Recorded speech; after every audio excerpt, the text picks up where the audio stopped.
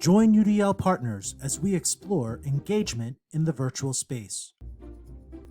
How many of you posed a question and just have no one willing to answer, or have a feeling some learners just are not motivated to engage in your content?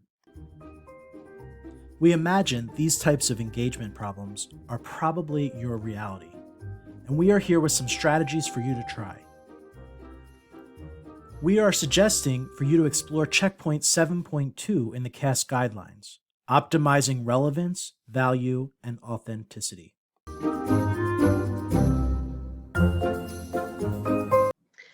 Add humor to your lessons. Humor can move an uncomfortable situation to an environment that feels welcoming. When you pose a question in the virtual space and no one seems willing to answer, maybe try to use a soundboard to engage your learners. One of the soundboards we've been using in our office is by Ciros. If you come down to this page, click here, gives you many options that you can add some fun little sounds to get a good laugh. So if you pose a question and no one answers, maybe you add some crickets.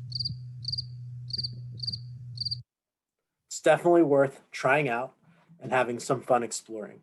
Give it a try.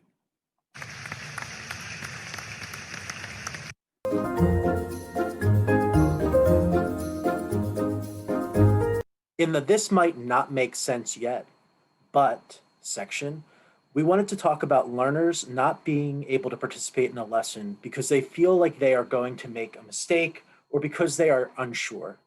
It is important to note that learners that once did not have this concern may now be faced with this in the new learning environment. During your virtual teaching, find ways to foster an environment that supports a growth mindset. One way to do this is to add yet to the classroom language when a learner confesses they're having difficulty. For example, when a learner says, "I can't do these math equations," prompt the learner to rephrase the statement, "I can't do these math questions yet, but can you help me?"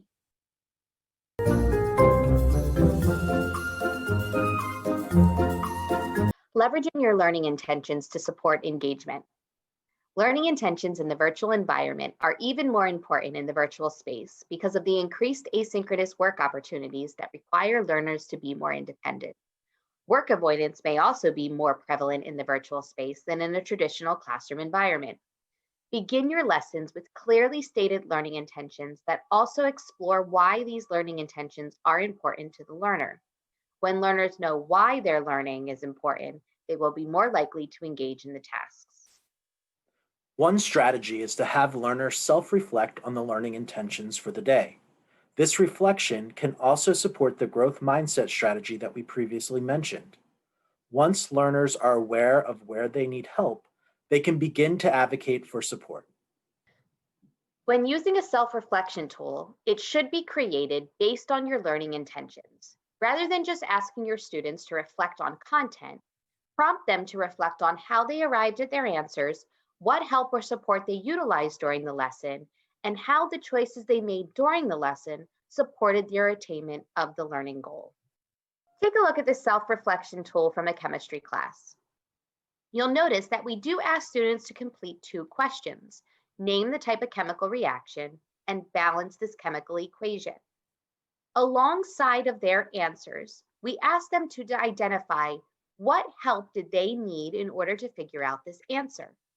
This is connected to the 2 overall questions for reflection. How well did you meet the goal for the day? And what choices have you made today to help you reach the goals?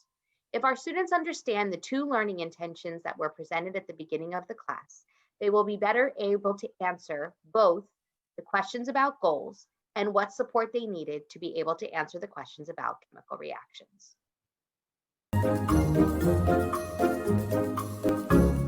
Thanks for watching. We hoped you found at least one takeaway. Please share ways you are keeping engagement high by commenting on this video or tweeting us at UDL Partners.